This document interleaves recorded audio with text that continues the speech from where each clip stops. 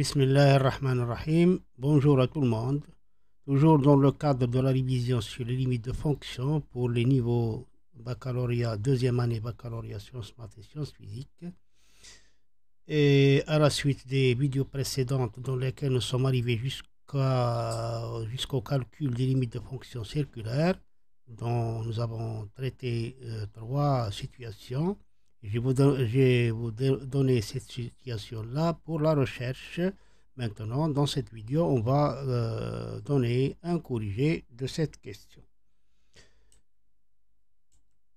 Donc, la question 4, calculer la limite quand x tend vers 0 de a moins cosinus de x fois cosinus de 2x fois cosinus de 3x fois ainsi de suite cosinus de nx sur x carré avec n étant un entier naturel non nul. Alors, cette expression, ça apparaît un peu compliqué. Il y a un paramètre n appartient à n étoile. Pour savoir donc comment peut-on traiter cette question, bien cette situation, on peut procéder par la méthode de conjecturation.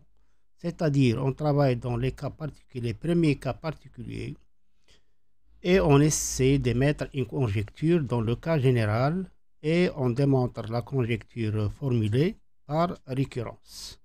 Alors, je travaille dans le cas où n est égal à 1.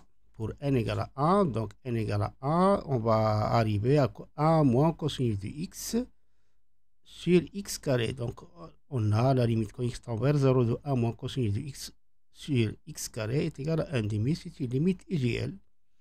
Maintenant, on va traiter le cas où n est égal à 2.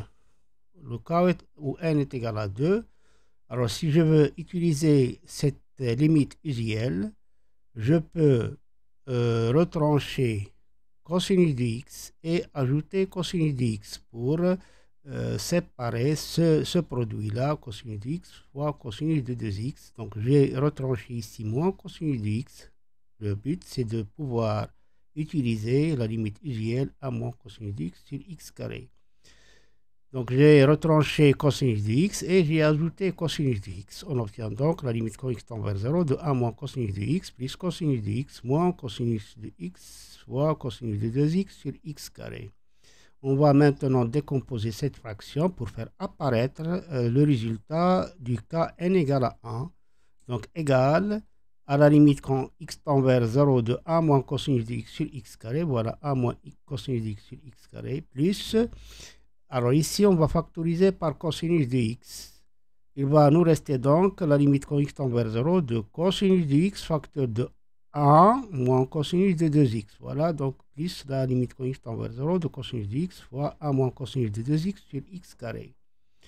Voilà, donc nous avons déjà le résultat de cette limite. Elle est égale à 1 demi. La limite quand x tend vers 0 de cosinus de x, on remplace x par 0, ça donne 1. Il nous reste maintenant à voir cette limite-là. C'est aussi une limite usuelle. La limite quand x tend vers 0 de 1 moins cosinus ax sur x carré, elle est égale à a carré sur 2. Donc égale, alors 1 demi, nous avons ici 1 demi. Alors cosinus de x tend vers 1. Et celle-ci, nous avons dit qu'il tend vers 2 au carré sur 2. Donc 1 demi plus 2 au carré sur 2. On peut factoriser par 1 demi, facteur de 1 plus 2 au carré. Ici, pour pouvoir faire une conjecture, il ne faut pas effectuer les calculs. Il faut laisser les nombres comme ils sont pour en avoir une idée pour le cas général. Alors, on va aussi, pour en avoir une idée de la conjecturation qu'on va faire, on peut ajouter le cas où n est égal à 3. Alors, de la même manière, nous avons donc la limite quand x tend vers 0 de 1 moins cosinus de x fois cosinus de 2x fois cosinus de 3x sur x carré égale. Bon, le premier pas que je n'ai pas vérifié, mais c'est très net, si on fait le calcul direct, cosinus de x tend vers 1, cosinus de 2x tend vers 1, cosinus de 3x tend vers 1, cosinus de nx tend vers 1, donc 1 moins 1, c'est 0 sur 0, c'est une forme indéterminée. Bien sûr, nous avons une forme indéterminée et par suite, nous avons fait ces méthodes pour enlever l'indétermination.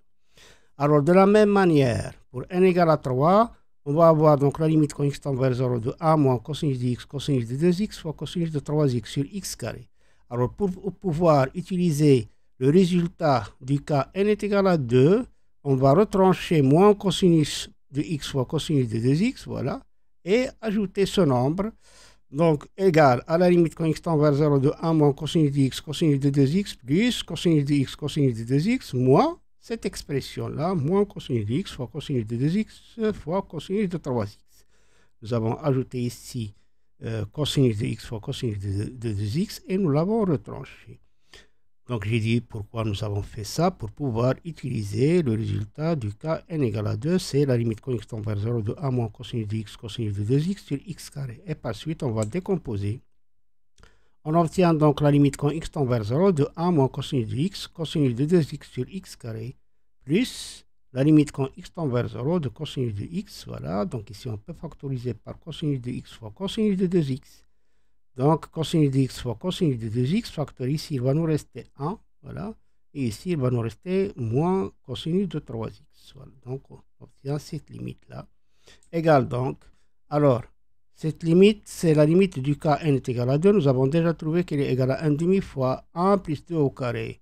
Et cette limite-là, cosinus de x quand x tend vers 0 tend vers 1, cosinus de 2x aussi tend vers 1, et 1 moins cosinus de 3x sur x carré, elle tend vers 3 au carré sur 2.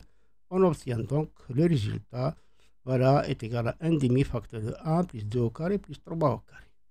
Maintenant, d'après ces trois cas, on peut voir qu'on peut formuler une conjecture, c'est que, donc on peut formuler la conjecture suivante.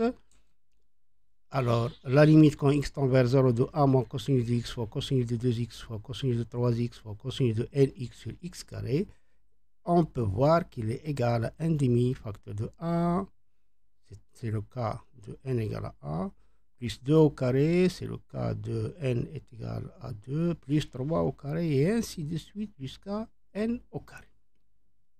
Mais il ne faut pas se contenter par la conjecture, il faut la démontrer. Il faut la démontrer, et bien sûr, on la démontre par récurrence.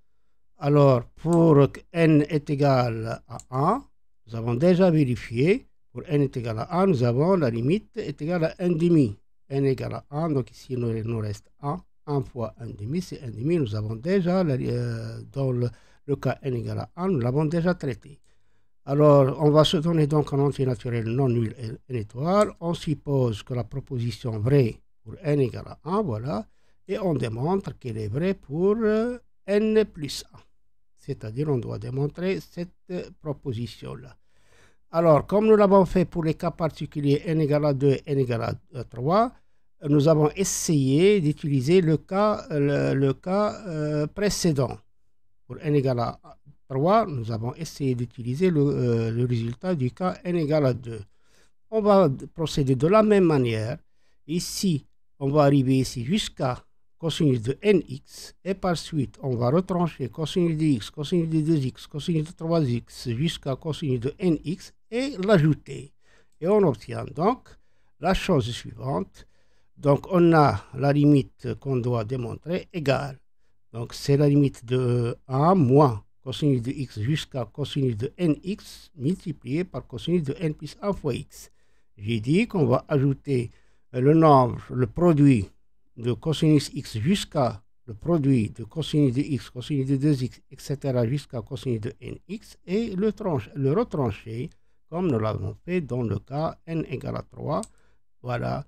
Alors, si on le fait, voilà, on retranche le nombre, ce nombre-là, puis on l'ajoute dans cette expression et on obtient, et en faisant la décomposition, on obtient donc, c'est la limite quand x tend vers 0 de 1 moins cosinus de x, cosinus de 2x, cosinus de 3x fois cosinus de nx sur x carré.